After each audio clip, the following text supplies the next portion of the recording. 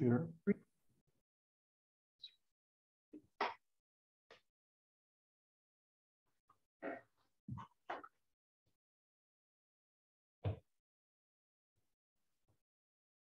Bring a chair around. Sure. You're off to the side for now.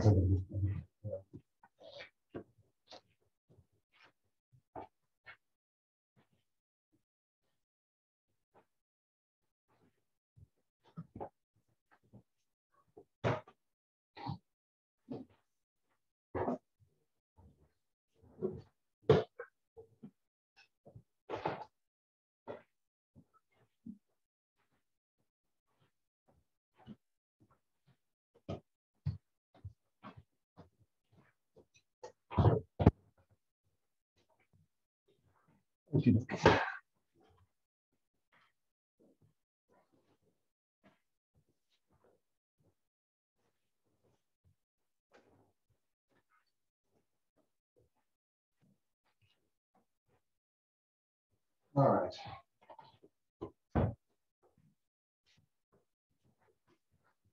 So when I had a dishwasher until Tuesday.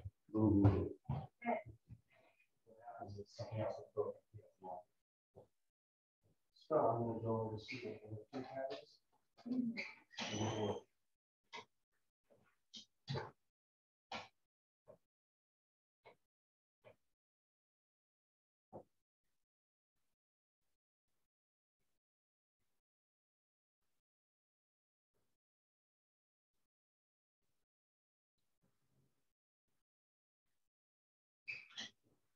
So.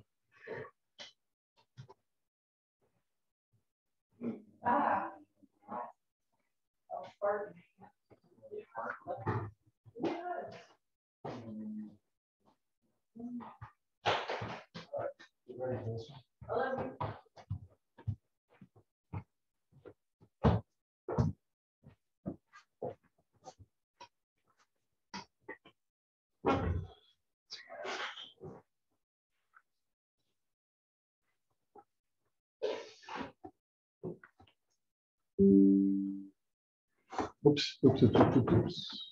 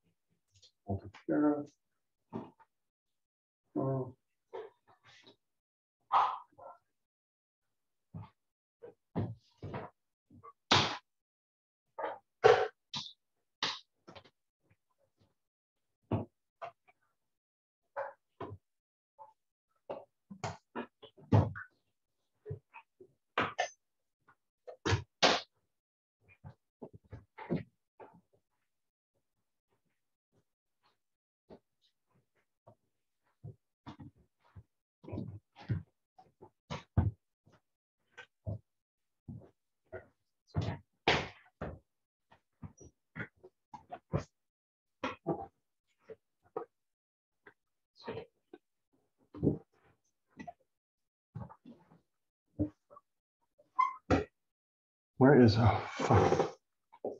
Where did that thing go? Where, oh, where did my little thing go?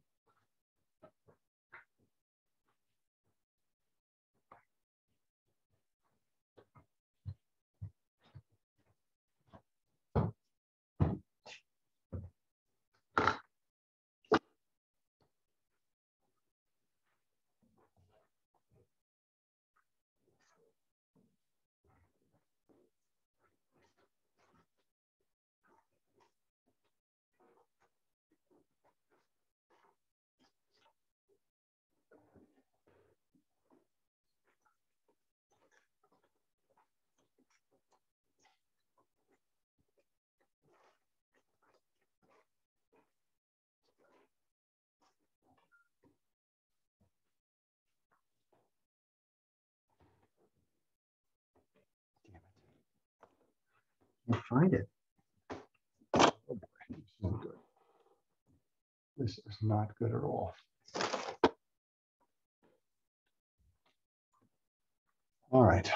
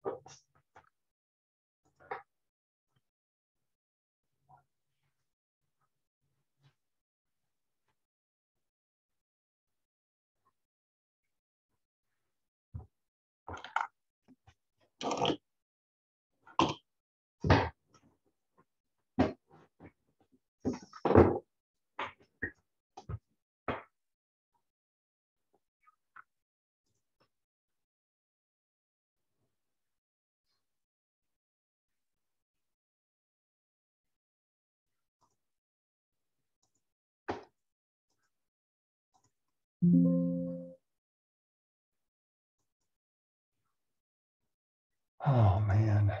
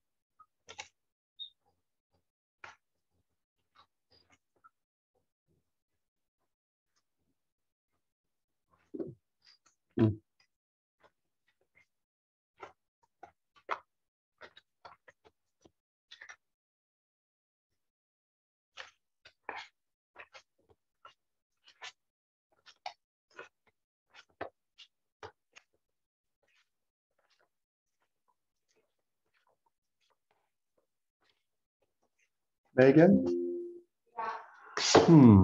Wait a scream here in a second. I lost something. I lost my little attachment. I was playing with it yesterday. What? My little attachment.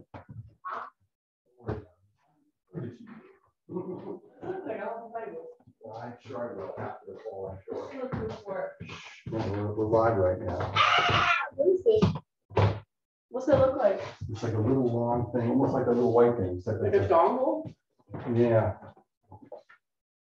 I don't know what we're looking for. What's its purpose? Yeah. Is to connect the USBs to your computer? Well, what I did, I want to go straight to the. Oh, this is so warm. It is. Don't touch it. But it's so warm. Oh, the Wi-Fi. Oh, the Wi-Fi. Wi-Fi is right. Don't worry, honey. I got it. I love you. Sorry.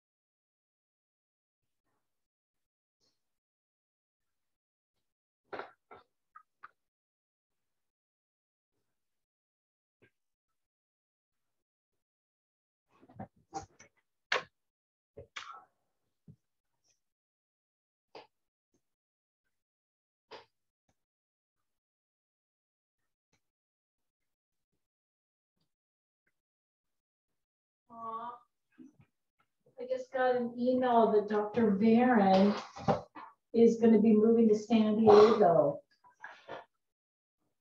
Mama, oh, I'm so sorry, Felicia. When is he moving? This is going to be effective March 18th. That's like right around the I corner. know.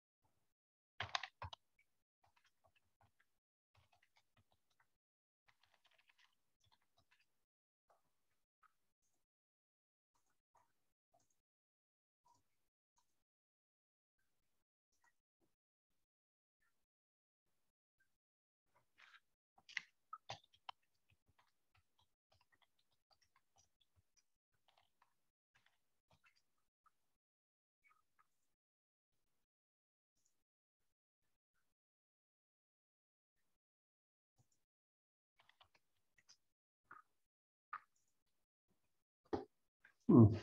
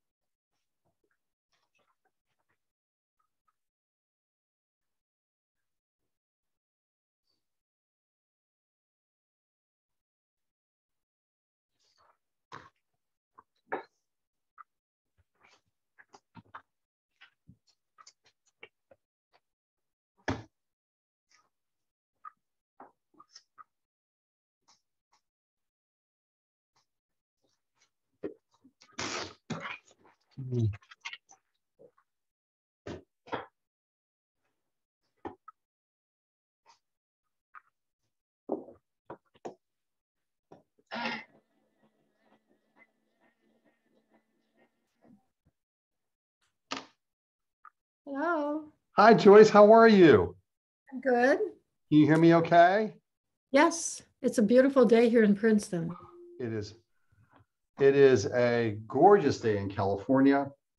You know, I just all my friends in Rochester, they got walloped by snow, then they got walloped by winds, they got pushed around by. I was doing roses in my backyard wearing shorts. Yeah, I know. As much as I miss, as much as I miss my hometown, as much as I love the Buffalo Bills, as much as Rochester is my home, they don't print enough money for me to go back and live. So true. So true. Well, it's quite a wonderful guest list that you have Yeah. assembled today. Really. Well, I think it says a lot about the main speaker. I'd like to think. I just heard from Isabel Allende 10 seconds ago. Let's see what she said here. Oh, she says, I'm in the midst of my international book tour, mostly Zoom. I can't attend the luncheon. Thanks for thinking of me, Isabel. She's so wonderful. She is. And who else did I hear from? Neil deGrasse Tyson is trying to come. That'd be great. I like him. Goodness. I really admire him so much. Oh, he's wonderful. And the ability to take complex scientific concepts and bring them down to the civilian level is so important. I mean, I remember we had Brian Greene years ago, and he did a lot of stuff regarding string theory. I remember reading the book, getting about 20 pages into the book and saying, I have to put it down. It was just so over my head. And if I had tried to really understand it, my head would have blown up. So this is pretty good. Andre Kudrescu will try to join us. He's in Montana this week. And he says, if I can get good Wi-Fi, I'm there. So that's good. And of course, Alicia and Jerry will be here. It's a fun group. It's very nice. Yeah. How are you doing? Well, I'm teaching again in person. We wear masks. So I'm teaching at Princeton and Rutgers. So I'm back teaching. I was teaching last fall at NYU. Any chance of coming back out to the West Coast again, or are you going to strictly stay on the East Coast? Well, I don't have any plans to come back. Well, that's the good thing about Zoom. Yeah, yeah. Well, people generally come to New York at some point. So that's pretty cool. Let's see who we have coming on. Oh, we have Mike, my old friend, Michael Lewis. oh, Hi, Jackie. How are you? Hello, I'm good. Good. So I know you through Neville and oh God. Cindy. Yes, thank you. Thank you. And there's Yes. Michael, and there's Michael who's got his book out, which I'm excited to read, which I think I've read part of it, most of it. I haven't read the edits yet. I'm just relieved it's over and done with. Well, I think it's that this is going to be a fun luncheon society that we're going to have, because we'll have a lot of people who were part of the story there. Now, Michael is one of the best soccer writers in the United States. There are two Michael Lewises. This is our Michael. I used to rep the other Michael Lewis. He has all the money. He That does. Michael Lewis has all the money. No. I helped him make some of it. So do I. there's a Michael Lewis is a very distinguished psychologist. See, there should be a Michael Lewis club. And he's about 84 years old now. Oh my And goodness. he taught at Rutgers. So there are several Michael Lewises. It's just it's a category of famous people. Well, the reason why I know Mike guess is so. because for many years, Mike was the beat reporter for the Rochester Lancers, a North American Soccer League franchise. And the NASL, obviously this was before the MLS what came up, was a crazy collection of goofy, odd, nutty franchises. It was like the old American Basketball Association. And you would hear these crazy stories about players racing to the bank as quickly as they could with their payroll checks, knowing that whoever gets their last, well, their check will bounce. Crazy stuff like this. I remember one story, I think it was the Boston Minutemen in the 70s, and I don't know who told me the story, was they would have their games right around dinner time because they knew they could make payroll off the concessions. That is no way to run a franchise. So, yeah, goodness. Boy, that sounds pretty, it's like pretty good marketing. Or everybody ends up in jail. But I think what else? So we have our Academy Award Luncheon Society coming up with Leonard Moulton. That'll be a lot of fun. And we used to have it with Richard Schickel for many, many years. And of course he passed. And who else are we going to have? Where's my list here? All sorts of stuff coming up, which I'm excited about. So Jackie, we do this, there's no set schedule. That happens when it happens. And you come if you can. If you can't, it's like taking the one local in New York.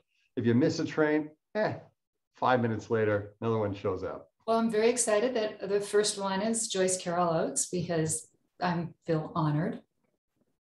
Now, As she calls herself on Zoom, Chico. Well, what's interesting is that, Jackie, you've lived like 4 different lives.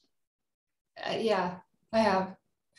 I mean, I just keep reinventing myself. I get bored. Now the question is, there's talk about the Runaways being nominated for the Rock and Roll Hall of Fame. Is that I will rumor? Is that believe true? it when it happens, because apparently Jan Wenner hated us. Really? So yeah, he's dead. So maybe we actually have a chance, but I'm sure Joan Jett's manager is lobbying for it intensely. Wow. Right word there, because so that I'm sure he was lobbying for it to try to make her the first female double inductee, but that honor has gone to Phoenix. Oh, no, I thought Carole King was a double. No, because Stevie Nicks got in as part of Fleetwood Mac first, and then as a solo artist. That's so Joan right. Jett's not in as a solo. Well, she is in as a solo artist. She's not in as part of her first group. Well, I will say the Rock and Roll Hall of Fame, having been to the Baseball Hall of Fame, I mean, the Football Hall of Fame, a variety of Hall of Fames. The Rock and Roll Hall of Fame is, in fact, the most fun. So that would be the one I wanted. We had a luncheon society long ago with Jerry Lieber and Mike Stoller, and they're both in the Rock and Roll Hall of Fame, and they wrote so many of the songbook of the 1950s, all of the Elvis songs. And they told me this great story that their initial contract is in the Rock and Roll Hall of Fame, and they were so young that it had to be co-signed by their parents. I got one of those. And it is the worst contract in the history of music. Oh no! Yeah. And the other great story, I think, was Mike Stoller. He was coming back. He was coming back from his honeymoon, and to show you how separate culture was at that time, he comes back. He's coming back on the Andrea Doria of all ships to come back on. It's in a terrible accident. They're all rescued. They all think they're going to die. They all think it's the reprise of the Titanic. He gets to the shore, the harbor, or whatever. His writing partner, Jerry Lieber, is waiting for him, and he says, "We've got a hit. Hound Dog is a hit." And then he says, "Is it Big Mama Thornton who had done the song?" He goes, "No, it's Elvis Presley." And his comment was, "Who the hell is that?" And he had been gone for the arc of Elvis Presley's, that first 7 or 8 months, where news of Elvis didn't get to Europe. It's just a crazy story. Rock and roll is a crapshoot. What can I say? It is, but it's cool to have you. And for people who don't know, that was me. Yay! I like the other one better. But yeah, that was my signature move. That is so cool. I don't know. Zoom periodically, for no reason I can figure out, just decides to get rid of all my backgrounds. Does this happen to anybody else? It happens to me, and this is not my background. This is a aspirational. This is an aspirational thought of what we want our living room to look like. So I'm kind of projecting truth forward. Comes out. Or either that, or I'm a vampire, and you can't hear you can't see my. Well, I could put none, but I don't think anybody wants to see my designs in progress and my notes that remind myself to call the fire department. So let's. Well, we got a few minutes before people come on, and I think Jack, you have an idea. It's very, very simple. It's there's Laura Galloway. Hi, Laura. Hello from England. This is cool. I think we'll have. I think Amory O'Connor is listed is in London, so we'll have a couple of people from Europe today. I'm there too. That's right. Oh, hi. Right. Hi. What's that? Hi. And there we go. There you go. And so all sorts of stuff coming up. Yay.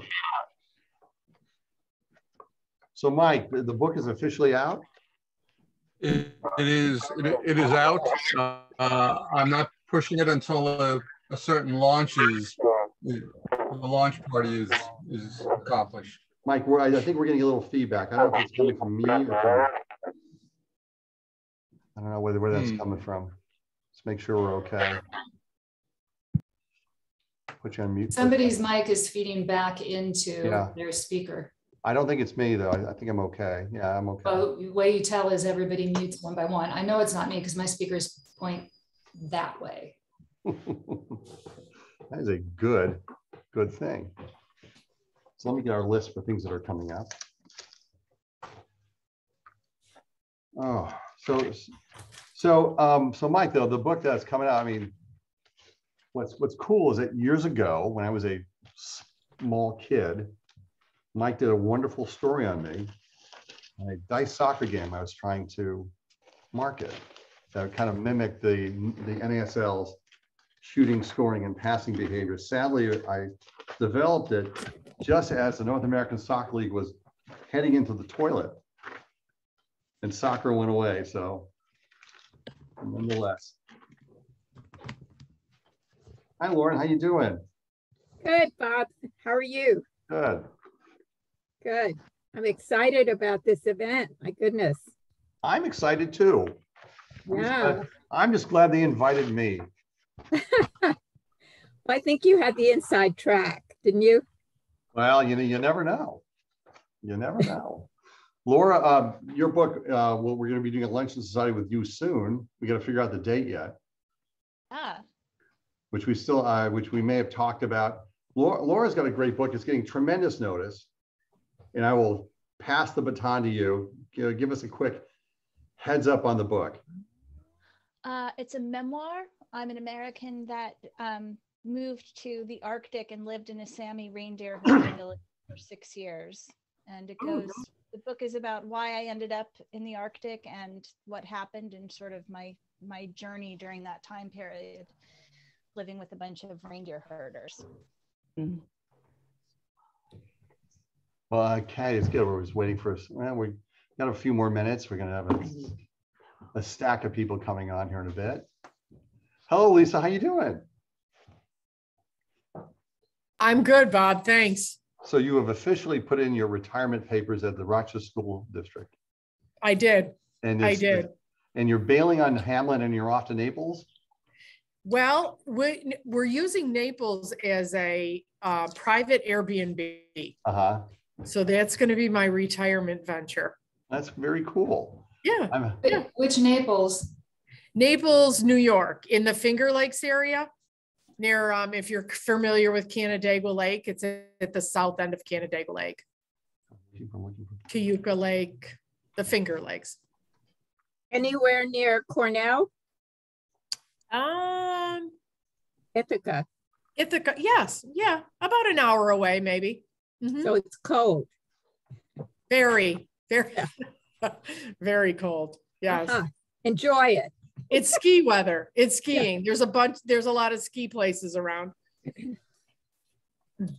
Okay, if people are beginning to come in, we should have around 40 plus people, maybe a little more. And what did I do with my, there it is. So just a quick heads up of who's coming up. There's a new book on Buster Keaton that is coming out. And in it, I mean, that's a great story as people are beginning to rediscover him. We're also going to have the annual Luncheon Society Oscar Gala. I may wear a tux top. It'll be with Leonard Moulton, and we're going to chew over the Oscar nominees. That'll be a lot of fun. I'll mute mine. You can have yours on. See, you're entering. Put your screen. We'll be far more fun than the Vanity Fair party. We fully intend to be. Well, I can take care of that. Can you turn those lights Yeah, off? I can. Okay, we'll just kind of wait a little bit here. Next time, I guess.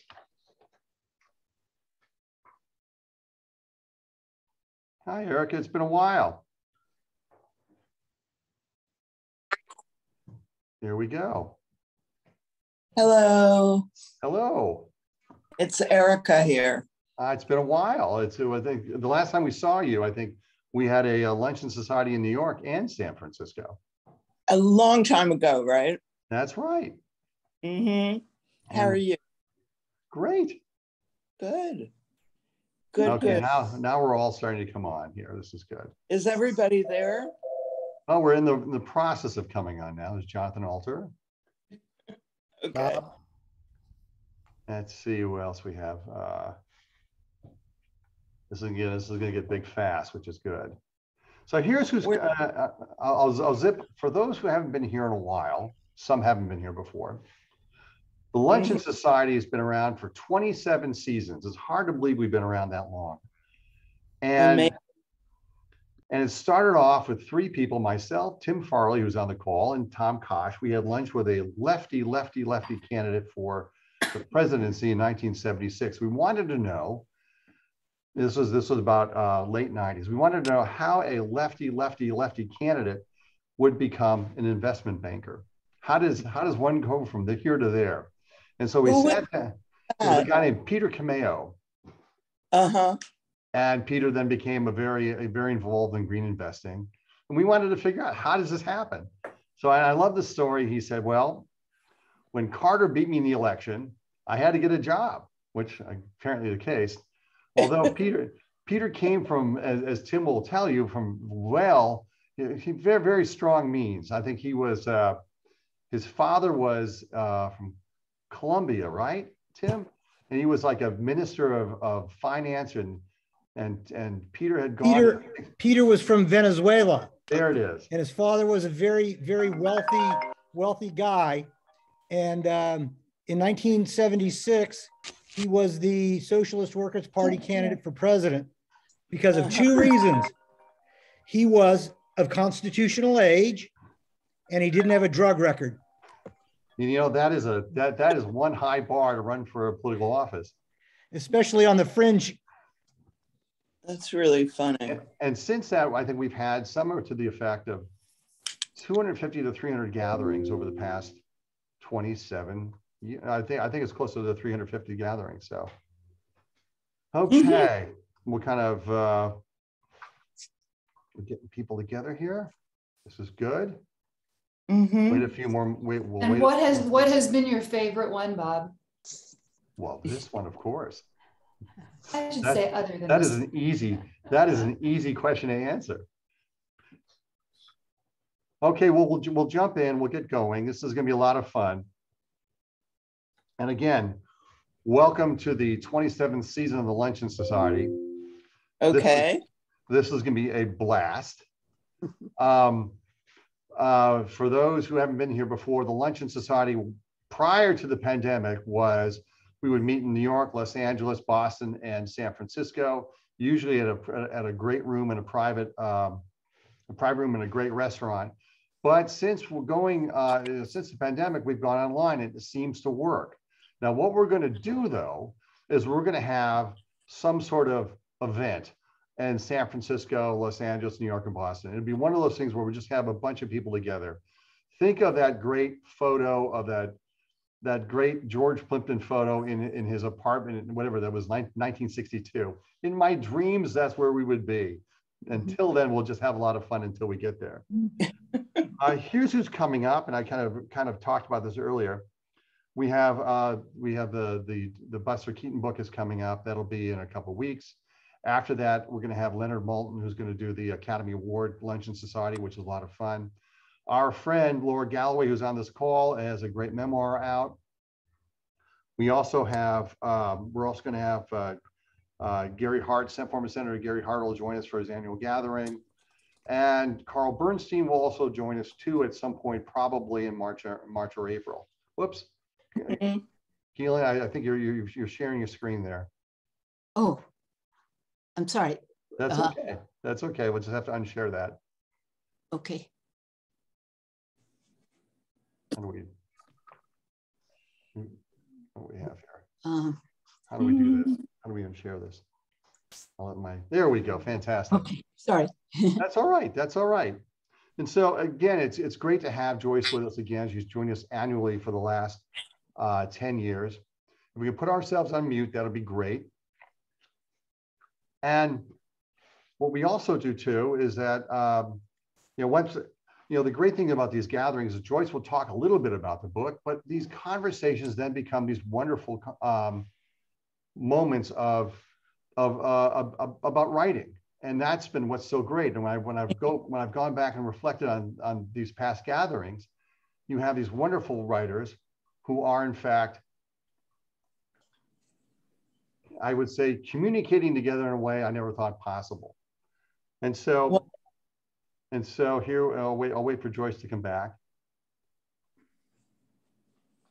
The latest book is Breathe. It's like most of Joyce's books, they stay with you long after you finish them. And that's one of the things I've experienced. And I don't want to steal Joyce's thunder, but what we can do is Joyce can talk, and let's tee up the book for about 5 minutes. And 5 or 10 minutes, and then we'll just go into Q&A, and we'll just really let the conversation happen.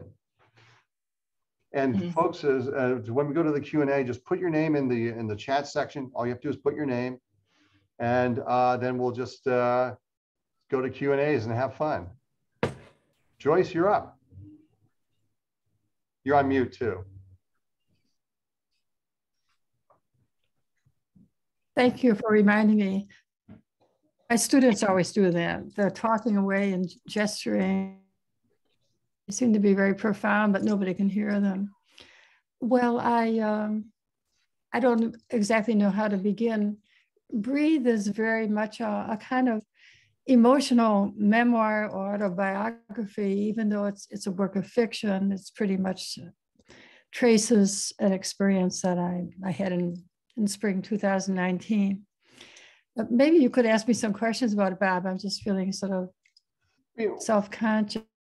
Yeah, I mean, when you wrote an earlier memoir about the passing of your first husband, it was very affecting to read, and it's one of those things that people should, anybody going through that should read it.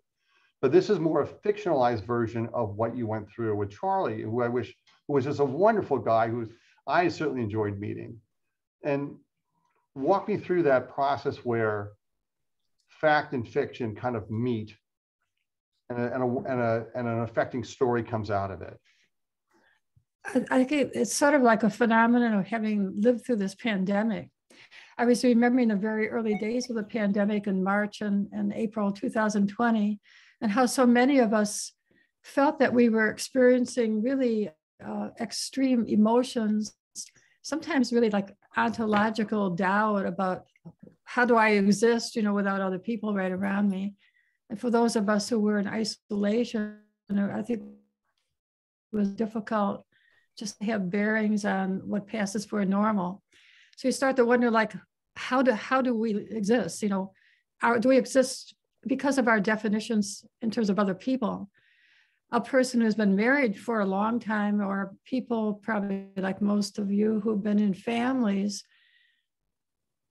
you don't really quite comprehend how the extent of your own identity and existence is in other people. It's as if we're kind of miasma or ectoplasm, where we're not just in our bodies, but we exist and we're defined by other people. So many of us experienced, when the pandemic and quarantine began, a kind of a sort of stunning awareness of being very much alone.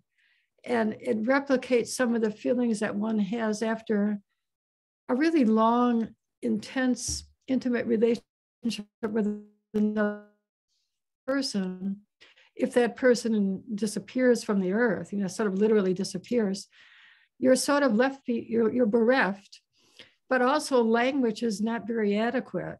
So in writing fiction and poetry about these states of mind, Emily Dickinson is very good with this sort of thing, where she writes about states of mind and consciousness for which there is not really any language. And she reaches for strange, odd metaphors. So in writing this novel, I wanted to pursue that thinning of consciousness in a very detailed way, in the hope that it might have some resonance with other people. Wittgenstein talks about how the limits of language are the limits of our understanding. And I think that's true, and that we don't always have language to express things that are visceral. And then on another level, I wanted to write about just the pretty literal, not fantastic, but literal experience of being at a bedside, a sort of a death watch, and what that would be like in a very real way. And there are other things I was trying to do in terms of structure with a work of literary fiction. But I was sort of reducing it to the ideas in this opening. Most people are not so interested in the structure of a novel, so I often don't talk about that. But I'm basically a formalist, and for me, the most exciting part of writing is finding the form and the voice for the fiction. Walk us through also too, I mean, you had I would call the grieving process of losing Charlie. And then there is the cathartic nature of writing fictionalized version. I mean, there's a part where Gerald stops, or Charlie stops, and Gerald begins, and Gerald is one of the characters. Walk us through the cathartic nature of writing this. How did this help you in terms of come to terms with your grief, or? And if it's too personal, I'll pass on the question. Well, no, it's probably a very sensible question, but I was kind of interested in the psychological experiences that might be transpersonal, not so much just my own self, like writing about a bedside vigil. And I've written about this in the past. Even though it's your own personal experience, in some ways it's transpersonal, and other people have had the same experiences. That's why we go to memoirs and autobiographical fiction. We learn really so much about other people and what it's like to be human by reading a novel, much more than reading, say, nonfiction. So we're excited by it, and sometimes we are given a great deal of consolation because other people have had these experiences. So one of the phenomena that I'm so interested in, and I still am interested, is the reality that is haunted by someone or something, so that it's almost as if the brain is literally inhabited by someone or something. Right. So we're all haunted by images.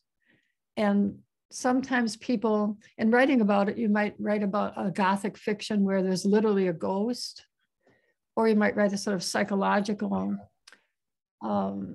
the whole trajectory of James Joyce's Ulysses, for instance.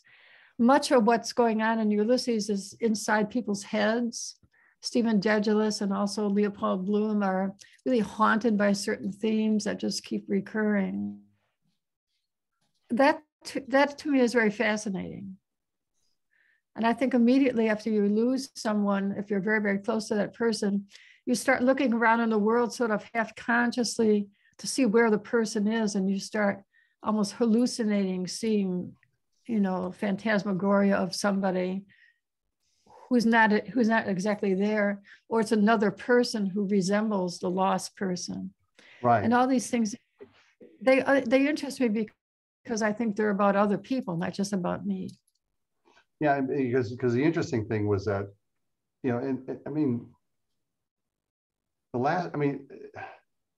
the book stays with me in a way that all your writing stays with me. It reminds me of the type of movie, what do they call it? The parking lot movie, where you continue talking about it long after you've left the theater, long after the credits. I'm trying to remember the one, the title doesn't come to me, the one that's truly affecting. It's about the abortion doctor who was killed and how that affects both families, and which I've always enjoyed your writing because it takes us through what happens afterwards, which so often is lacking in literature. And folks, what I want you to do is, yes, exactly. So Susan Quillen, you're up next, and feel free to put your name into the chat box to go forward. I was, you may have already answered this, but when you began the project, did you think it would be a cathartic experience? Was that your intent, or did that evolve as you were writing, as it was flowing through you? I don't know what the word catharsis really means. I know Aristotle talks about it. It seems that when art is really powerful, the great tragedies of Shakespeare, for instance, King Lear, and many of us have probably seen the Joel Cohen Macbeth, which he calls the tragedy of Macbeth.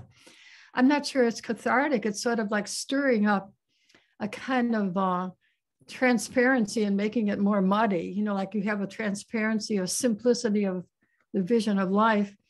And an artist comes along and sort of stirs up and makes it seem much less clear. In other words, it wasn't so simple.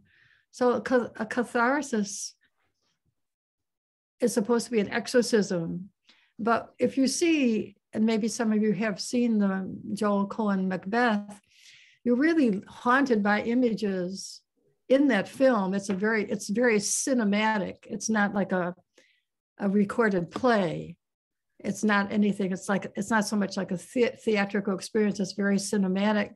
And there are lots of scenes of the sky and clouds and a kind of stylized, I guess, Scottish landscape. And the very last image is a whole lot of crows, these black, or maybe they're ravens or corbies or something, kind of exploding out of a pastoral scene, all these very disturbing images. So I'm not saying really that would be cathartic. It's more like you're made to realize that life isn't that simple and that you're going to have to suffer and have pain. My writing isn't probably cathartic for me. I think it's much easier for a person who's had some experience not to address it or to do something else. Okay, that is Thank cool. you. Jackie, you're up, and then Eileen, and then we'll kind of open it up a bit. I actually do want to ask you a little about form, Joyce. When you decide that you're going to write this subject or these characters, how do you match the form to the story that you want to tell? Is it something you see, something you're logicking, feeling? Well, I would just want to get this other book of mine called The Other You, which is a book of short stories, and it's sort of metaphysical stories. And the idea is that we all have other possibilities of our lives and selves that we didn't quite, potentially, we didn't realize that potential, but it was very plausible and almost probable that we might have. These are not stories about utterly fantastic lives, but very plausible alternative lives. Like you got a scholarship to one university and not the other. And so there's where you met your spouse, you fell in love, and you had a certain mentor, and your whole life was determined because of that, really like an accident. So, but the other you was the one who didn't have that experience, but had a different experience. And that other you is a very plausible being. So in writing a novel, like Breathe, I wanted to write a novel that could be read as a narrative in chronological order. Okay, keep going, yeah. And at the same time, I wanted to write a work of fiction where if you read it a little, you would actually get a different story. In other words, there are prose poem passages that seem to be about a fever state. And we feel this is probably the husband who's in a hospital and he's in a coma and he's having this sort of fever hallucinations. But there's another way of reading the novel, and I don't really like to talk about it too much because it distracts from just the experience of reading the novel. But if you finished it and then you read it a second time, if you see that it's not necessarily the husband who's in that fever state, it could be the wife, that she has actually succumbed to some kind of illness. And so it's almost like a posthumous memoir, meditation on an experience that didn't allow her to walk away from it. In one narrative, she walks away, and another narrative, she actually doesn't. So I wanted to have that set up. And I'm interested in doing that with other works of fiction too, where if you read them just in a conventional way, they're a story with a beginning, middle, and end. But read in another way, it's kind of posthumous perspective where it's all being told retrospectively. In other words, it's not actually opening up in chronological time, but it's all over. That probably doesn't make any sense. But anyway, that's what excited me about constructing it. I mean, I'll open this one up to other writers as well, to Erica, to Andre, to Amy and others. I mean, how do you address that? I mean, what I like about the book is that there are, you can almost choose your ending in a very interesting way, and either ending is awfully plausible. Well, let me give you an example from another writer. You probably have all read Lolita. And most people don't remember that Lolita has a sort of frame structure. So it begins as notes, it's not by Humbert Humbert, it's by somebody else. And the body of the novel is Humbert pleading case before a jury. I say, ladies and gentlemen of the jury, she was not even a virgin, you know. In other words, there's this curious kind of perspective where the whole thing is all over with and Lolita's dead. And she's already dead, and it's all something that happened years ago. And so when you read the novel for the second or third time, you start seeing this other perspective, but almost not when you read it for the first time, because you're reading for the story and for the characters and so forth. Okay, let's go to Eileen Delahunty. Eileen, you're up. You may be on. Sorry, there, I was muted, pardon me. I have a successful regional reputation as a nonfiction writer, and I'm very intrigued by your early comments about the transfer between memoir and fiction, really basically focusing on the same subject. And I find myself with 2 fiction manuscripts that I'm working on that are largely completed, at least as far as I can tell. And I have had some real struggles as a nonfiction writer because they're historical fiction, and I feel that I cannot make my historical figures necessarily, I feel too tied to fact still. And I wonder if you could comment as a writer on what it is that allows you the freedom to release yourself from staying to the facts that are known in any situation, even about a biographical life, right?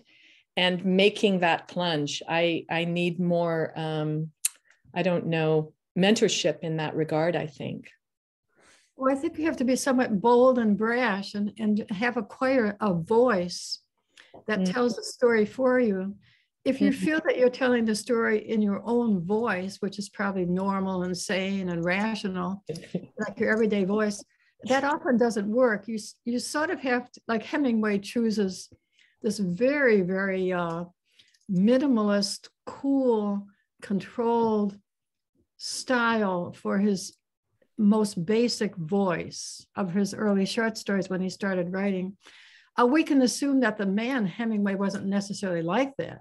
He probably told lots of stories and made up things, and embellished, but the voice he chose was a minimalist voice. Sometimes we want to choose a voice that is more surreal and has more metaphors and images in it, and is maybe a little more mysterious.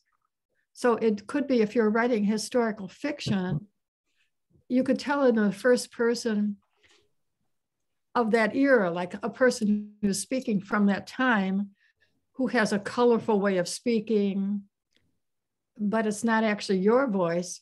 You'll find that is very releasing. It's very freeing. It's like the crazy voice of Tristram Shandy, that just kind of all over the place and lots of digressions and funny things. But I think we feel very constrained in our own voice. And when I write reviews, that's my own voice. And when I teach and when I'm talking like right now, but this is like a service voice or a voice to communicate. It's not necessarily a voice to evoke something profound or any emotions. Whereas if I read a poem, I would have a different voice. It would be much, maybe more mysterious. It wouldn't be as verbal or as verbose. So when we speak, we're often very verbose, but when in our writing, sometimes we're very more selective. Where's your novel set, and what? Well, I have 2 different ones. One is set in 16th century France, and one is set in 19th, early 20th century Scotland and British Columbia. Wow. So they're set in 2 very different places. The French novel, because I speak French, I think the voice of that novel is a little looser, because I become a different person when I'm speaking French in many ways. I think a lot of people talk about that, but I still feel that I need more. I don't know. I just need to have a stern talk with myself about being brash. That's what it's not. You don't strike me as a brash person, but you're talking about a different kind of brashness that's more to do with the work itself, isn't it? Well, I teach creative writing, and I always tell the students, writing an acceptable paper for another course is probably a good goal. But in literature and art and music and, you know, the creative arts generally, just to do something that's acceptable and kind of bland that doesn't offend people is not really the goal. I mean, nobody's going to remember it. Nobody will want to publish it. It has to be something that is distinctive and original. And you may annoy people, you may outrage people, but you don't want to bore people. And we have Erica Jong is somewhere in my screen here. And Erica certainly started off. Erica, I believe, has maybe all but a PhD in 18th century Augustan poetry, which is very mannered and very clever. But Erica just went out and Erica wrote in a way that I'm sure scandalized people who knew her and maybe in her own family. But if she had written a very bland, like a nice novel, safe, caution of flying, let's say, or then you know that wouldn't have had the same effect. So I think that we take a stand maybe when we're beginning as writers. Are we going to upset or scandalize or offend our families, or are we just going to write what we want to write and we make that decision? So I have been, I would say brash maybe is an extreme word, but I've just tried to be not what other people necessarily expect of me. That's very good. Before we go to Steve, I just want to ask a quick question, and I'll open this up to a number of writers on this call. You know, you go back to Lolita and you have we'll call it a non-honest narrator. Is there an unconscious need for the reader to be drawn toward an honest narrator versus and I'll use the word non-honest because you have gradations of truth, as it were. I'm hoping my question makes sense, because sometimes if you have a non-honest narrator, you feel like you may be drawn down a different rabbit hole within the book. Well, you probably mean the unreliable narrator. That's what I've been writing. I've been writing this down. I've been trying to get my way to the word. I couldn't. So thank you. Reliable versus unreliable. Well, we're all unreliable narrators in that we don't know 100% of anything that's going on around us. So there's a perspective that's very human, that's limited.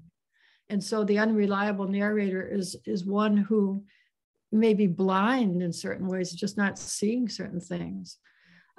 In the more complicated literature, like by Nabokov or Hemingway or Joyce, you very often have narrators and people who don't know all that's going on around them, but the reader will know more than the character in the novel. In other words, the character is very limited, but at the same time believable, because we don't know the whole truth about ourselves. And I'll open that one up to Erica and to Andre and others. And you're on mute, so feel free to comment. I think Andre's there. Yes. Can you hear me? Yes, we can. Welcome from Montana. Okay, it's nice it's very good to talk to you and be in this great company. I have a question about your old books. Do you find your new books in your old books that you didn't intend to write and then they show up? Is this a question for me? I didn't quite understand that. Yes, it is for you, yes. I was wondering if in reading your old books, you find your new books in there, although you didn't intend to write them at the time. Well, I think there are always prevailing themes. That's very true. And many of us as writers go back to some of the same settings. You know, if you come from an area where there's a river nearby and you're often at the creek or whatever, or you're from a rural area, you kind of will discover that terrain again. Or if you're from a city, the descriptions and the sky and so forth. A kind of predilection, I think, for that which is like the background. But then the stories are different. The main difference in my writing is I don't use a narrative voice as much as I did in the past. I try to use mediated voices. In other words, there are characters, expression of the characters. Sometimes it's first person, but they're not me. They're characters, and I'm trying to find a vocabulary and sentence structure for them that I find interesting. William Carlos Williams, the great early 20th century poet, he was so interested in American vernacular speech. He said he would kind of go out into the world just listening to people. And there were many immigrants in Paterson and Rutherford, New Jersey. He was a doctor, and he took care of immigrant patients who had no money to give him. But anyway, he was so interested in American speech. He could have had a very elevated poetic language like T.S. Eliot if he had wanted it. But when he wrote, he wanted to have a very special, intelligent, but not intellectual American vernacular speech. And you sort of get that, I think, from listening to people. And also, if you're a prose writer, you invent language and speech for your people, for dialogue for your characters. And it shouldn't be yourself. Yeah, I meant this in a Morieri way. Morieri sense, in the sense that you can actually find your next book. You're not just your voice or your landscape, but somehow, in some mysterious way, the actual book with the character that you are going to eventually write. I mean, I've had the experience of writing quite a bit about Tristan Tzara, for example, the founder of the Dada movement, and I wrote about Scheherazade and Casanova, and they all showed up, not intentionally, but they became books later on. So one book foreshadowed another. I'm sure that's true. Yeah. Well, Dadaism certainly exploded. The whole world has become Dada now. Mm-hmm. In other words, the whole world is kind of absurd. There's something almost about the internet and social media. I find a kind of explosion that Dadaism is much more understandable than maybe it was originally. Sure, it was in the air. I just meant that, oddly enough, I even told the story of a book that I eventually wrote. Cool. I was just wondering if you had that experience.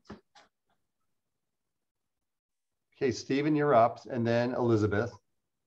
Thank you. I was just wondering, you use the generic categories of fiction and nonfiction, and I wondered where memoir fit in there, which is where you have some sort of obligation to hew to the facts, but you can sift and change and merge and collide and do all make a collage and do all kinds of things with facts that you can't do.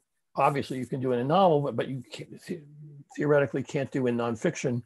But the memoir is a particular subgenre of nonfiction that has its own quite different rules.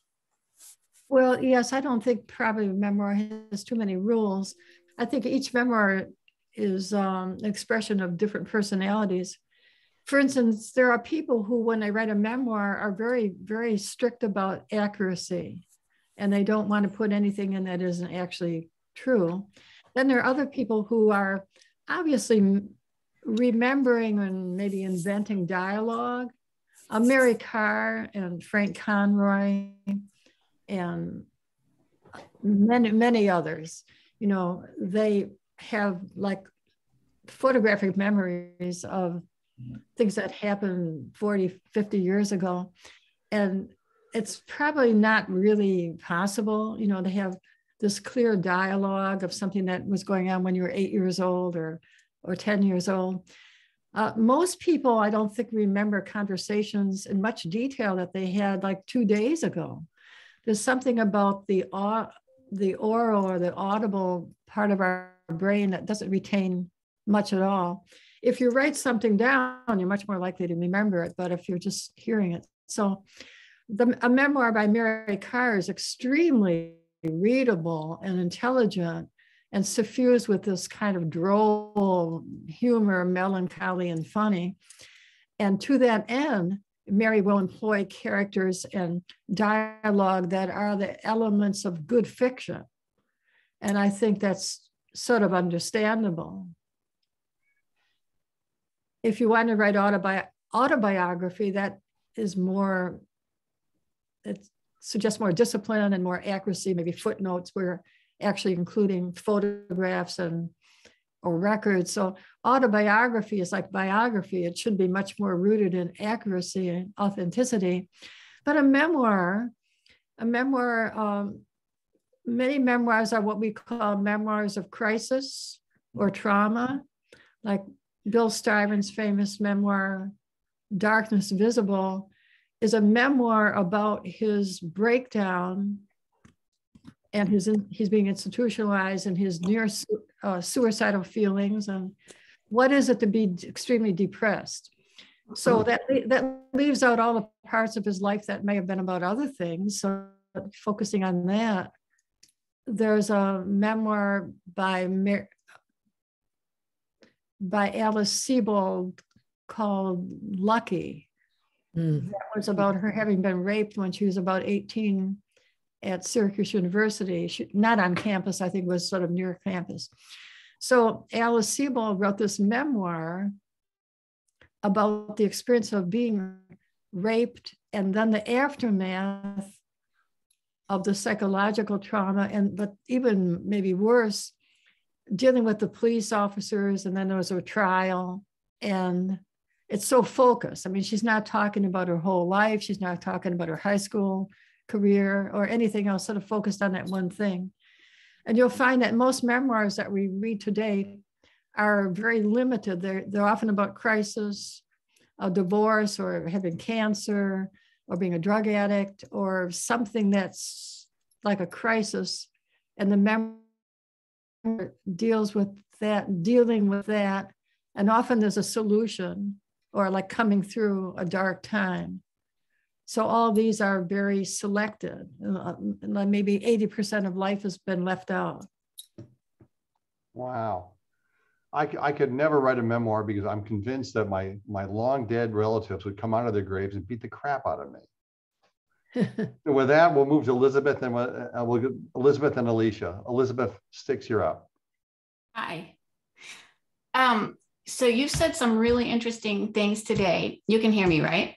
Right. I'm unmuted. You said some really interesting things so far today about identity and the sort of boundaries of identity. You referred to, you used the word miasma, sort of about how people exist as a reflection, as they are within their own boundaries, and then also as are reflected in the people around them. And that, so when Bob invited us to this, he included a link to a New Yorker profile, a video profile, or maybe it was an excerpt of it. And I think that was from 2017. So you were talking about a different time in your life. And I just want to ask a question about something that you said in that video that I found to be really fascinating. You said, I feel very transparent to myself. I'm more like an observer. I'm interested in what's going on. I'm not sure that I really have a personality. Some people think I do have a personality. I know my husband thinks that. I have a personality when I'm with him and when I'm with some other people. But when I'm not with them, I don't have that personality. I just sort of go back to a transparent glass of water. And I thought that was, you know, we could like, as far as I'm concerned, we could talk about that for the whole hour. But in terms of being an observer, I think you're so much more than an observer. You know, you're interpreting what you see and you're infusing it with your worldview. And, you know, a minute ago, you talked about how when you write, you have to be brash, which is to me sort of the opposite of having no personality. So I guess I would love to hear more about how you're defining or what you think about your personality and how it comes into play in your writing, and how it comes into play when you're not writing too. If you really mean that, you feel like you don't really have a personality when you're not with other people. Well, I think it's a very complex situation in that we have personalities that adjust to other people. William James said you have as many social selves as there are people who know you. And a good example would be in the old days when people wrote letters, especially by hand, you know, you have a certain kind of voice and personality that you're presenting to your parents writing home from college. Another kind of personality, very witty and irreverent, you present to your friends. And another personality and another and a letter to somebody else. So those slices of personality, they might overlap a bit, but many people are just very, very different people when they're with their own parents or family. And I teach creative writing. I teach right now at Princeton and also at Rutgers. And we were just talking about this the other day. All the students started laughing kind of quietly, like 11 students, that many of them are from first generation. They are second generation immigrant children, and they have families from China or from Korea who are very, very work oriented and who believe in the American dream. But these young people between the ages of 18 and 21 or so, they are very, very American. And their way of speech and things that they talk about and their interests and the things that they really find exciting are not so much in their tradition, but in something very new that belongs to them. And so when they communicate with their parents, either in telephone calls or FaceTime or whatever, which I think is quite often, maybe once a day, they just are different people. And then in their writing, they're these other people. So that doesn't mean that they don't have any personalities. But there is a certain kind of writing. I think Shakespeare is maybe the best example. Shakespeare was a brilliant dramatist.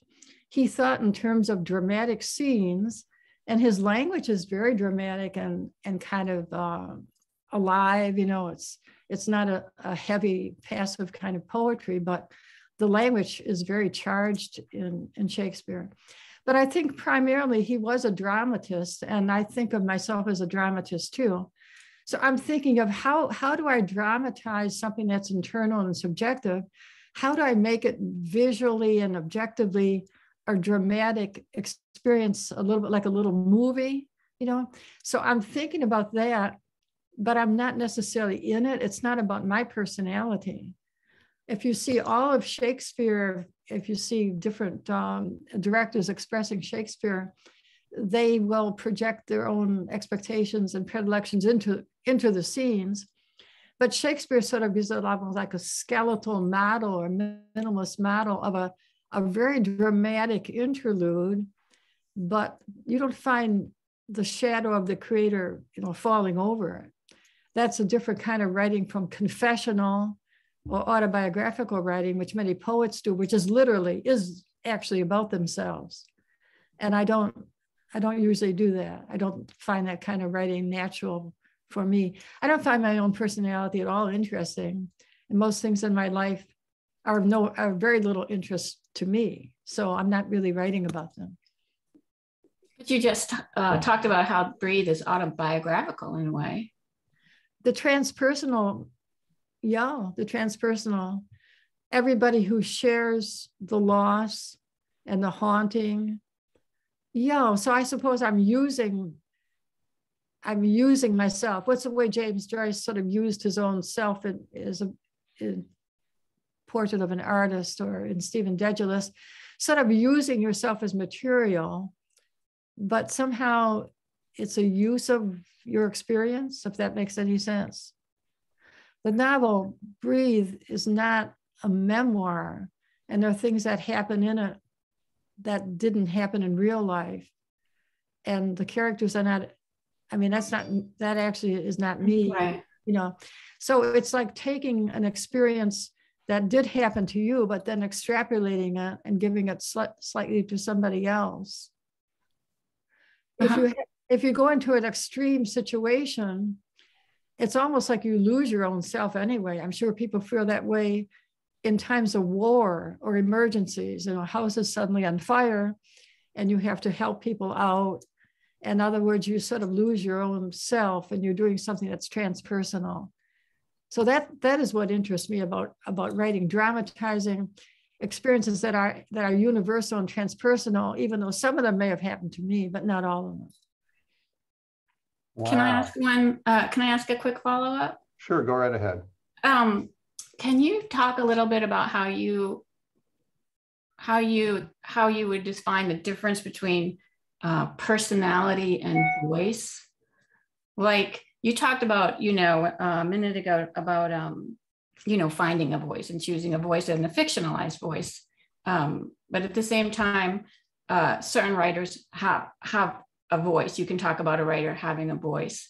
When you write, do you think that is your voice, or is that not your voice? Is that not your, and how is that not you, your personality? If that makes sense. Well, I have a certain personality when I'm talking to certain people, which I wouldn't have with somebody else. So that's just the fluid nature of personality, I think, is pretty obvious. People don't usually accept it or talk about it. They think it means that you're hypocritical or something, but that's not really, that's not necessarily the case. If you look at great actors or even writers and actors not particularly great, Benedict Cumberbatch, for instance, I think in the past year, he's probably presented 4 or 5 or 6 totally different, but very believable and well-realized personalities, In other words, he's very skillful at doing this. And so you're looking at his face, it's actually not the same face even, like he looks a little different in all the roles. Now, John Updike has a wonderful 2-page little memoir called Updike and I, which is probably accessible online. And John talks very openly. He said, there's that other Updike. He took the sticks and stones and the grit of my boyhood and he fashioned a literature out of it. And that other Updike seems to believe in meaning in life. And that other Updike, who's the writer, he writes poetry, short stories, and novels that have a form and have a beginning, middle, and end. He said, but I don't believe that. I think life is pretty random and I don't think life has any meaning. And he said, the other Updike, if he gives us a dream, the dream will have meaning in terms of the novel. But I, the actual man, Updike, I don't think dreams have any meaning. I think they're nonsense. So in this little essay, he really says a lot of things that many of us probably believe. But as I say, it's only 2 pages long. And I find it totally believable. And I probably agree with it. Wow. That was Thank you so much. Great question. Great answer. We'll move on to Alicia. And then hi, Alicia. Alicia's my girlfriend. Hi, everybody. This is a wonderful, wonderful session. I just want to say it is so thrilling to the level of these questions and how complex and deep they are, and how complex and deep the answers. Thank you, Joyce.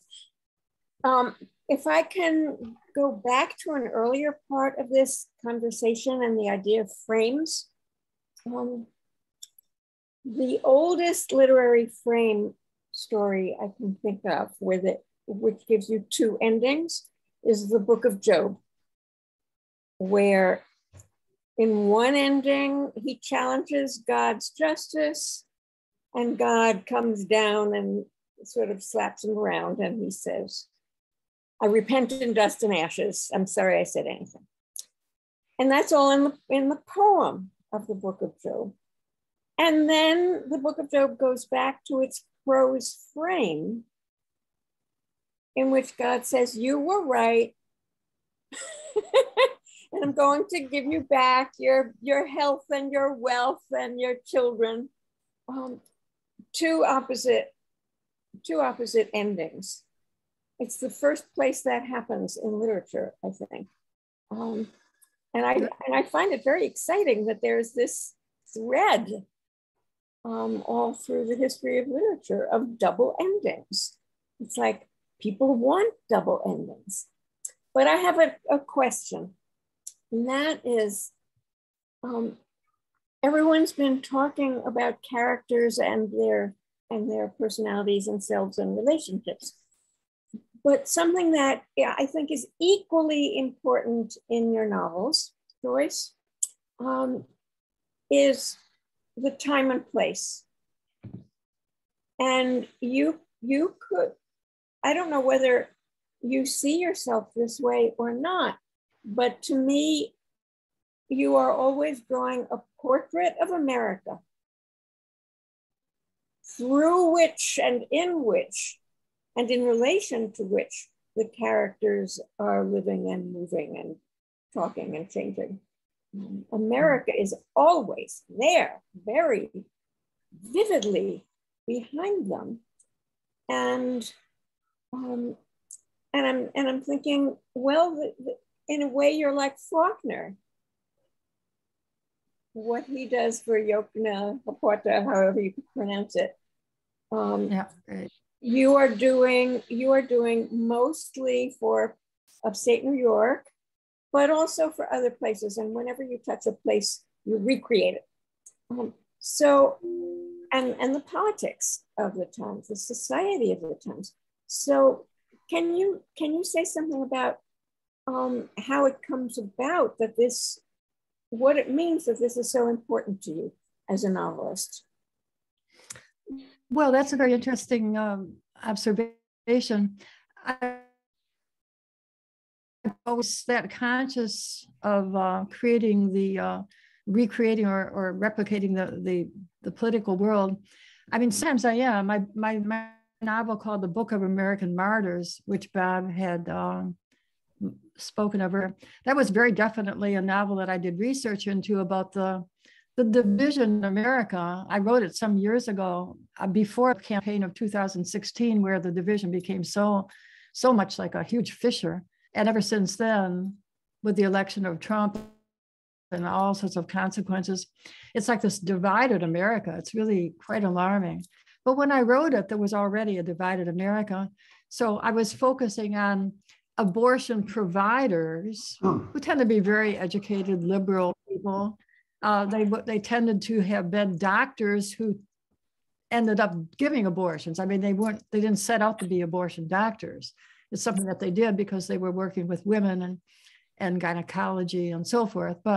And then the opposite, in opposition to them, politically and culturally and in terms of religion, today they've kind of solidified or calcified. Now they're like the MAGA people who are white Christian Americans kind of rallying around what seems like a diminishing world of white privilege. And so I did research for that, and I definitely looked into the abortion providers, the whole history of that movement, and the opposition to it too. And so that was very conscious in a Book of American Martyrs.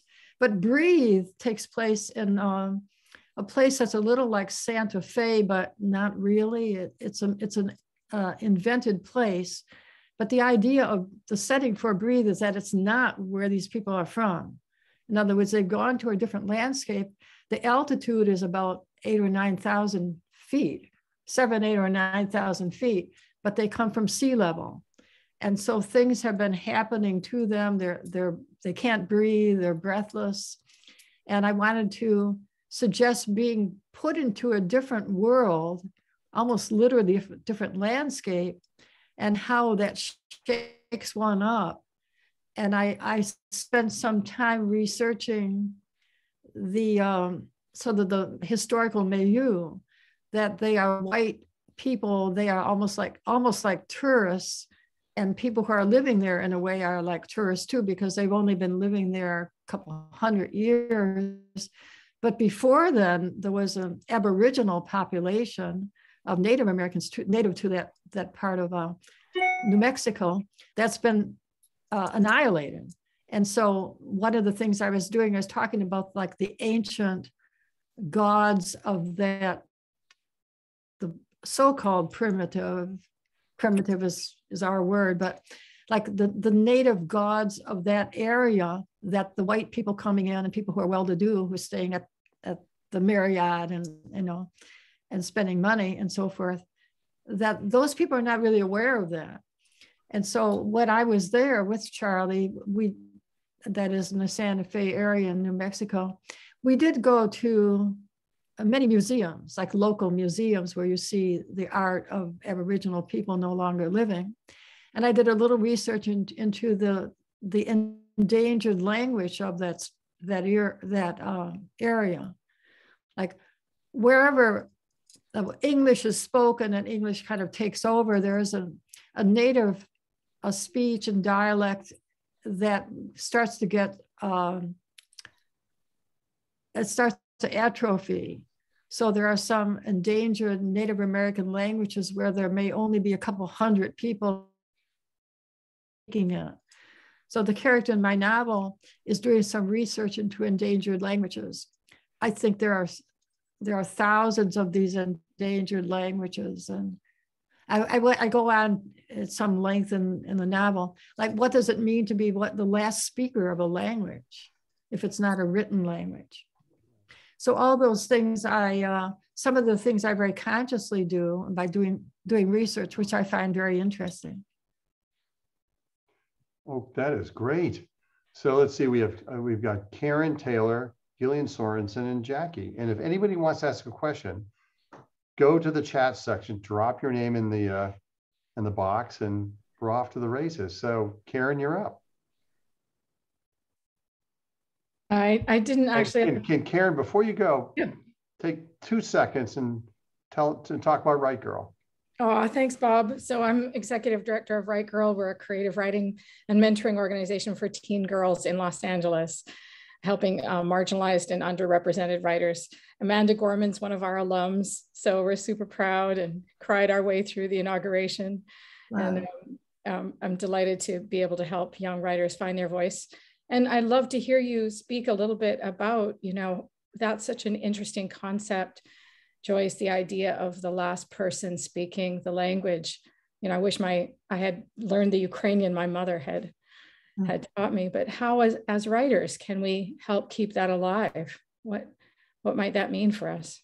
Well, the languages are all very different, and oddly enough, it's usually white linguists, language specialists. They are the people who want to preserve the language, maybe even more than the people who are speaking it, who are often not that self-conscious. I mean, here we get into a sort of appropriation of people who don't seem to be able to take care of themselves, and so white, experts come in and recordings and do things, but just to backtrack just a moment, Amanda Gorman, that is so wonderful. I had the most amazing couple of sessions with students at Princeton where we took up 2 inaugural poems. One was Robert Frost's poem, the land.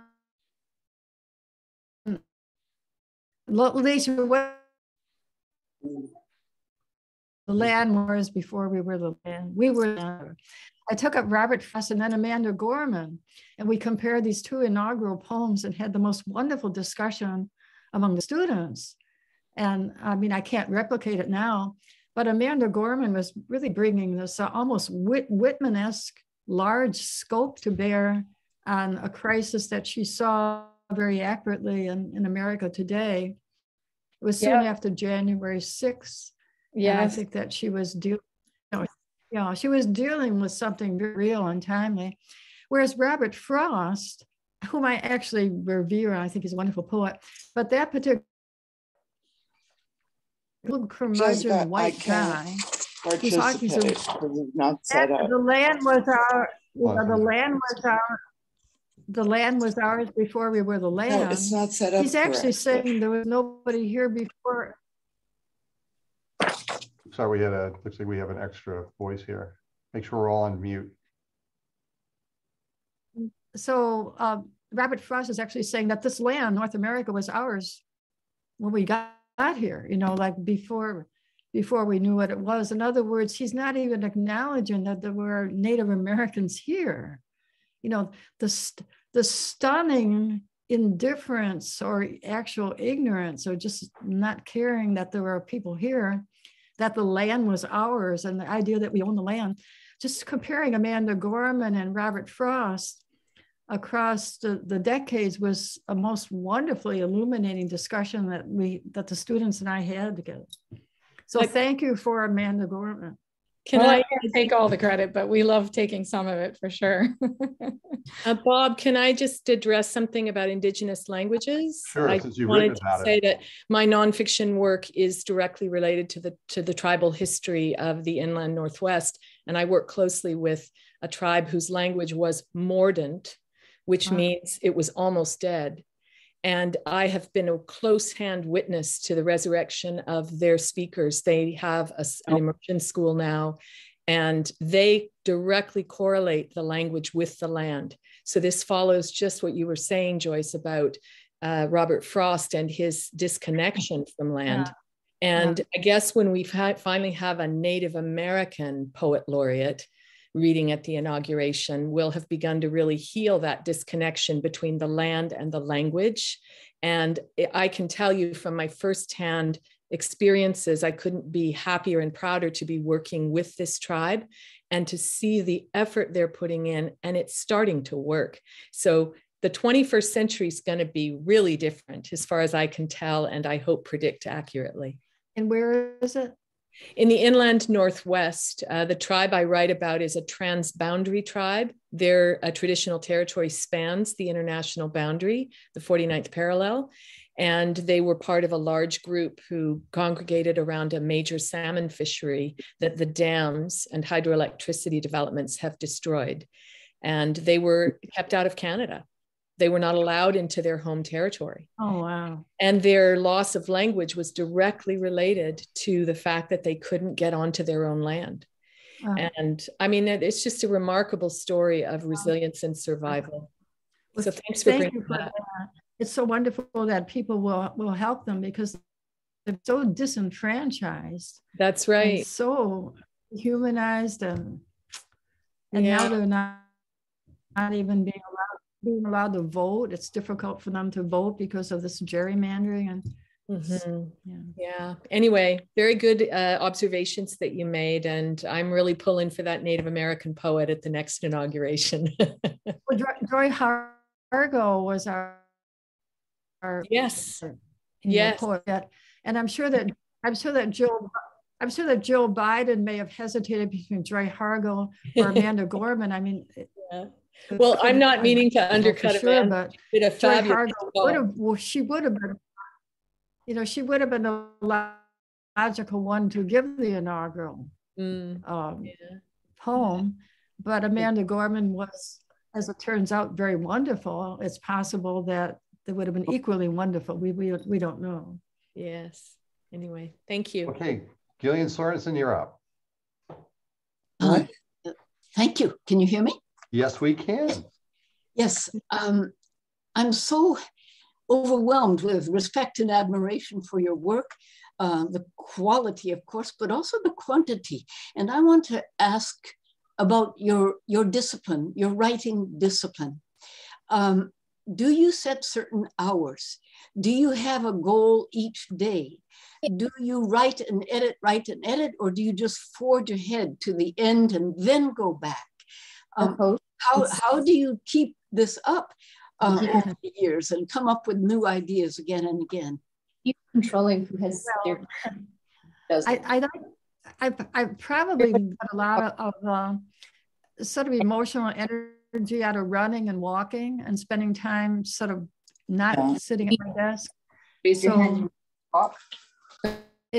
wonder if you could hear me. I'm getting some interference. Okay, there's a little bit of feedback.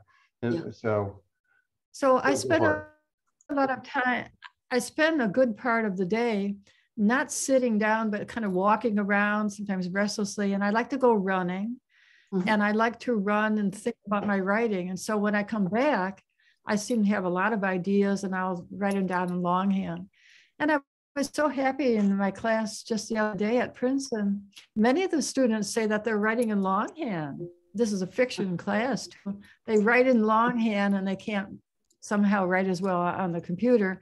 I mean, not all of them, but definitely that's how I feel.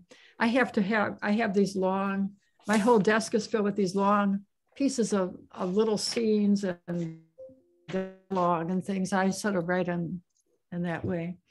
So I think if I had to just write right on the computer, I probably would feel paralyzed, intimidated. I don't really have the capacity to go to what looks like print. I like to see the handwriting first, very tentative and kind of messy, you know, in private, like it's not perfect.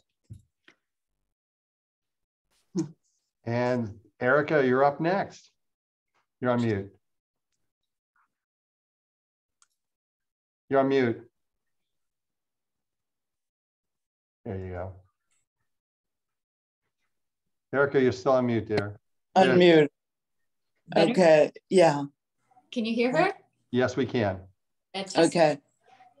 I think that when you're writing fiction, even if you write as if the voice is of your fictional character, sometimes it's very good to speak in the first person, not as the author, but as a character invented by the author. And that is the work that, in a way, moves me most, because it's the author pretending to be another voice. I love that. And when it works, it's absolutely transporting to me. Some of my favorite writers speak in I, but the I is a fictional I. So that's interesting. How do you get into that space? It's almost as if you have to get into another realm in order to get into that space. And I always tell writing students, never show your work to any member of your family. Right, good. Because it will silence you. You know, keep that voice precious to yourself and reveal it on the page, but nowhere else. That's good advice. And I want to ask you, Erica, going back to when we were just beginning to be writers, I think you and I somehow escaped any feeling of being constrained or being, you know, sort of shy or frightened of what our families might think or our friends. Somehow we escaped that net. And you obviously, you did it.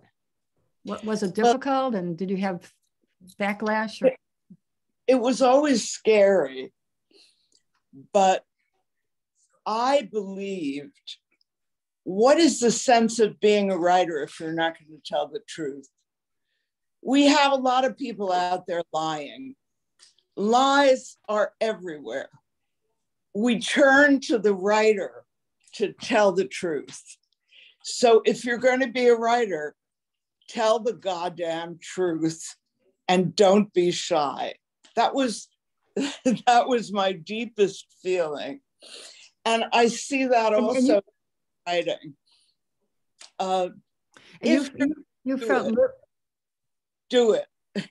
But Erica, you were also liberated by reading that you did.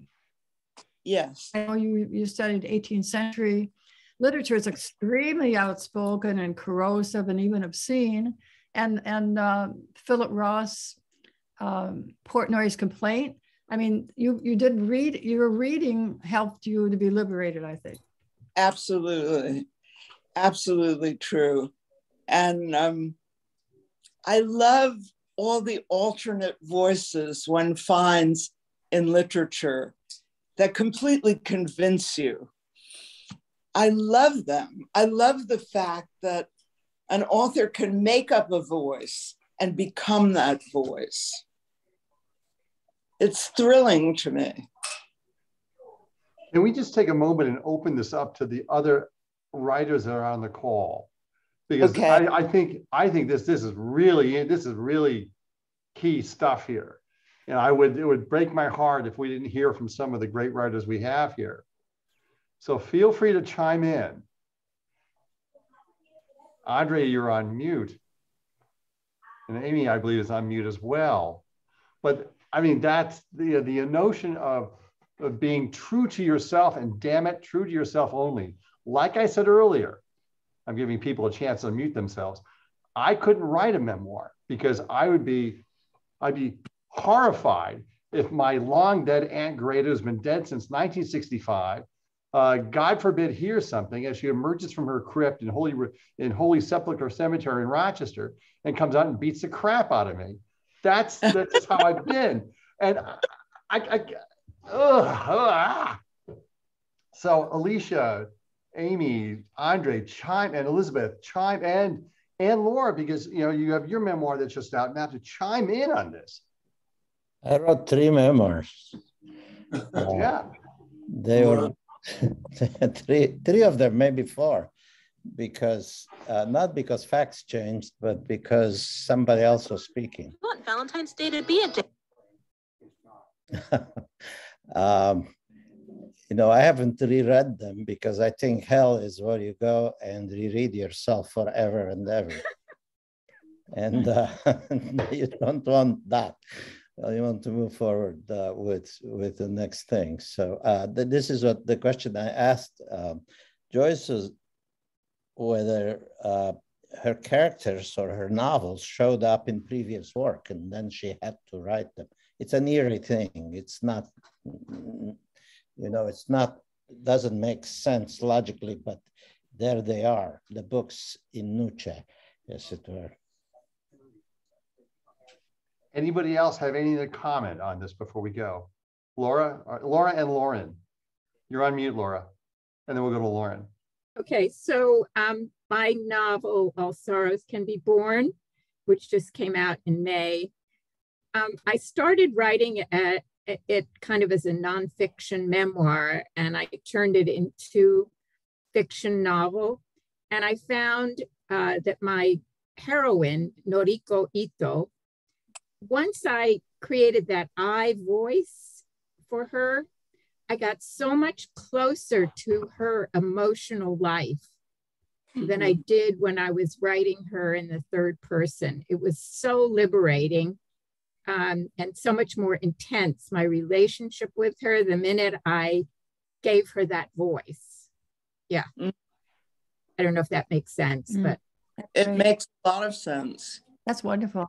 And Laura, maybe you can add, I'll add something as well too, because there's a dear friend of mine who passed away last year, Ann Beats, and she worked with Alan Zweibel on SNL. And most fearless when it came to funny. In fact, she co-wrote my favorite old SNL segment. But she had this, as she would read from her memoir, her unpublished memoir, but she would never publish it. I felt that it was just absolutely heartbreaking. And then we have this. It's just absolutely fascinating.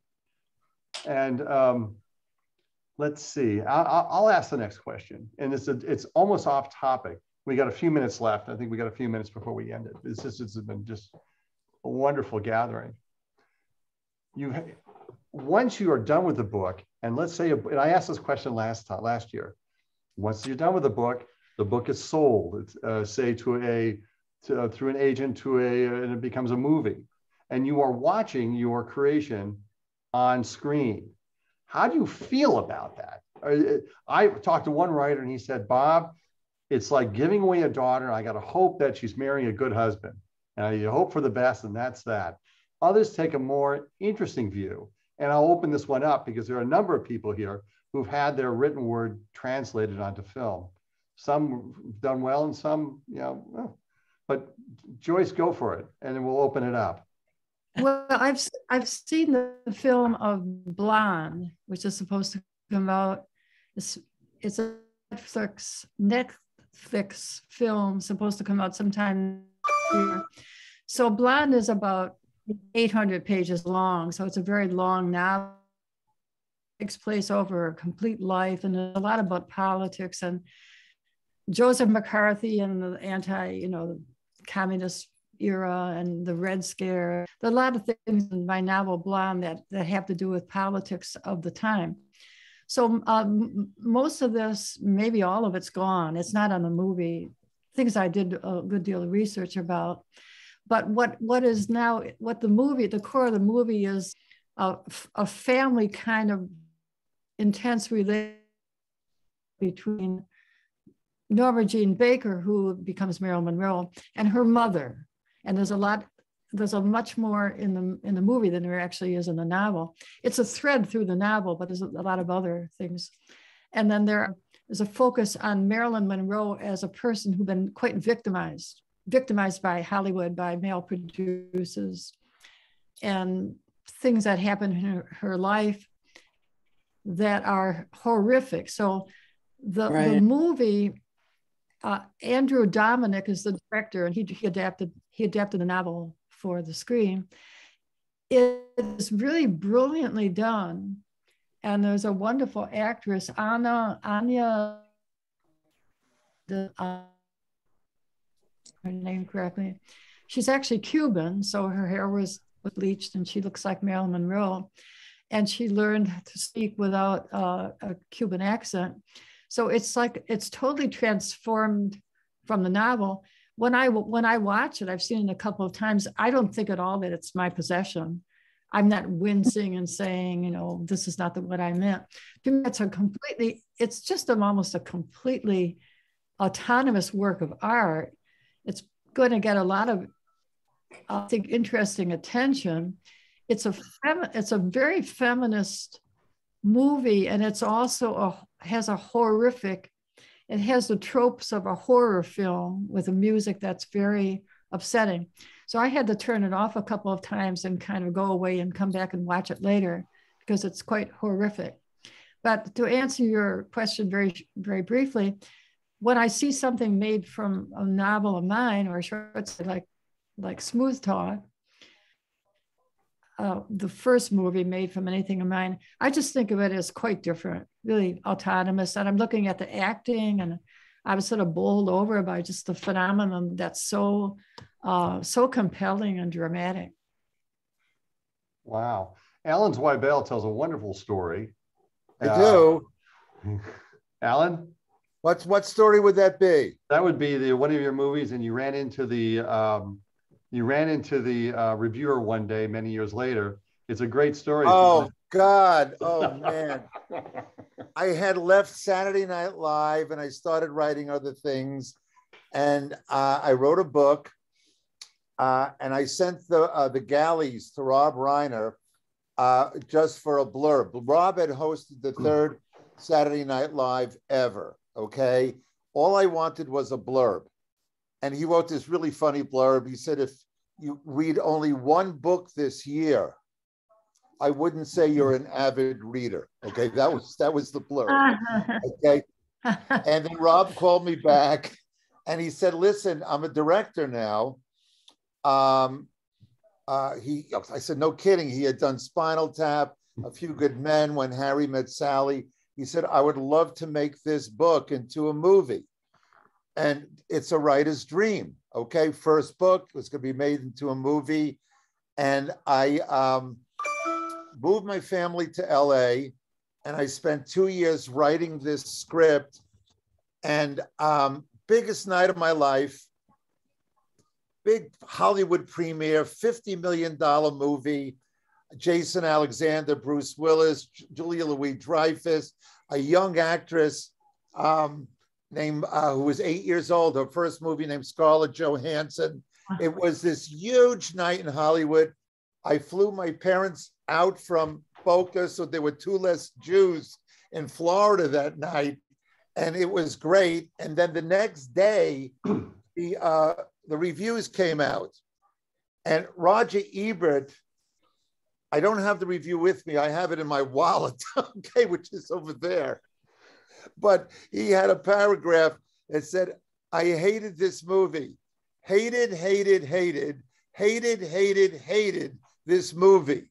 And then that paragraph got worse from there. Hated every simpering insult to an audience who would be entertained by it and all of that. And it devastated me. It was my first movie, and I'd come from SNL, and it's Gary Shandling's show where I shared credits. This was only me.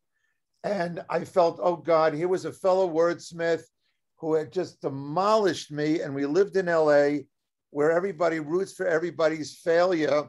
My wife would get heckled, okay, at the supermarket.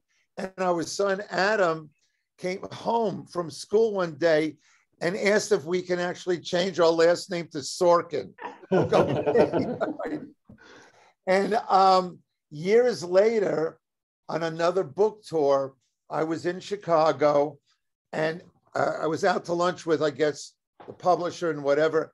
And over at that table over there, I saw Roger Ebert, okay, who had given me this review. And he was sitting there wearing this oversized sweater with all of the, the fall colors, like, burnt orange and puke green and all this mustard, like baby excrement. It was just that. And I always wondered what it would be like if I ran into him, because I had given him the power when I had gotten this review to devastate me. I couldn't write for quite a while until I emerged from it. I saw him get up and go to the men's room. I excused myself from the table, went to the men's room, and it was like an out-of-body experience. I was saying, gee, I wonder what Alan's going to do when he meets up with Roger Ebert. Went to the men's room, and we were at the sink afterwards, and there's the mirror that was on the other side of the sink. And I look into the mirror, he looks into the mirror. I go, Roger, he looks up, and he can't place me. I go, Alan Zweibel, and the blood drains from his face. And I looked at him, I said, Roger, I just have to tell you that I hate that sweater you're wearing. And he started laughing, I laughed, we shook hands, and that was it. But there was a lesson learned there, because we do what we do, and then we put it out there, and it's in the hands of a different God. People judge us then. It's a matter of timing. Is it accepted? Is it not accepted? So I find as a writer, whether I'm writing a play or a movie or a book or a TV series, it's the process. I get off on the process. I get off on waking up in the morning with my vocabulary and figuring out what order to do stuff in. But it took a long time to get to that. Is that the story, Bob? That is the story. And what he doesn't know is that years later, we had a wonderful luncheon society with Roger Ebert, and he told us that he felt bad about some of those things. He has a conscience. Yes, he does. Okay, we're right around 1:22. This is probably a good time to kind of wrap things up. I want to thank everybody for being part of just a magical gathering. So we have all sorts of stuff to come. Just keep your eye on your email. A lot of film stuff, a lot of science stuff again. Again, we just had the Great Mars one with John Callis at a JPL. We've got some other stuff that we're going to have. Our friend Rusty Schweiker, who was on Apollo 9, who comes a lot, will give us more of a human approach to spaceflight. All sorts of stuff. I want to thank everybody for coming, but most importantly, I want to thank Joyce for her time again today. Thank you so much, Joyce. Thank you. It was wonderful. Well done. Well done. All right, folks. You now can go back to your day. Adult drop-in daycare is over. Thanks, Thank Bob. you very much, Bob. Thank you. Bye-bye now. Thanks, Bob. Terrific. Oh my goodness. Well, that was a lot of fun. That was a blast, gang. This is, I guess this is the after party now. Again, not as good as Vanity Fair. But yeah, we got all sorts of fun stuff coming up. So Joyce, I've got your, oh, she just jumped off. I've got her address, so I'll get this stuff going. Let's see, who hasn't been here before? I think Kathy, this was your first time. Kathy Freitag, my old pal. Bob, Yes. I don't think I have paid you. Did you send a link for that? I'll take care of that. So what we do, Okay. we'll take care of the books. Don't worry about that. Okay. We won't let art get in the way of commerce, right? Quite yet. Okay. Thank you. Bob, it's absolutely great to hear people speak who made a living out of telling the truth and have gotten away with it. I know. That's the thing. If you're a miserable social scientist like myself, and I didn't want to interject into the larger conversation, it's exactly the reverse. You live in a professional mythology, and the more you tell the truth, the more you fall down the ladder of hierarchy of professional success. So you have to be, as an economist, you have to really practice economy and the amount of truth telling that you think you can get away with. Also too, that's the speaking of, we had a lot of fun when we had Jeffrey Garten, and we're going to do some more economist-driven luncheons too. I was actually in my hotel room in Copenhagen that day. I was a little freaked out, wondering how we're going to be able to pull this off, but it went well. And so, gosh. So Alicia, it's good to see you. I got an email from Jerry. He said, I can't make it. I'm in the middle of something. Please give him my best. I will. Okay. Well, folks, take care and have a good day. Have a good weekend, and we'll see everybody soon. And Erica, if you're still on the call, I think you are on mute. We'd love to do another thing. I think you've got some new writing coming out soon. You can probably hear my voice. If so, we'd love to do it. Hi there. You're on mute. You're still on mute, darling. You're still on mute. Unmute. Bob, I'm going to say goodbye. Thank you so much. Did you see my note? Yes, I did.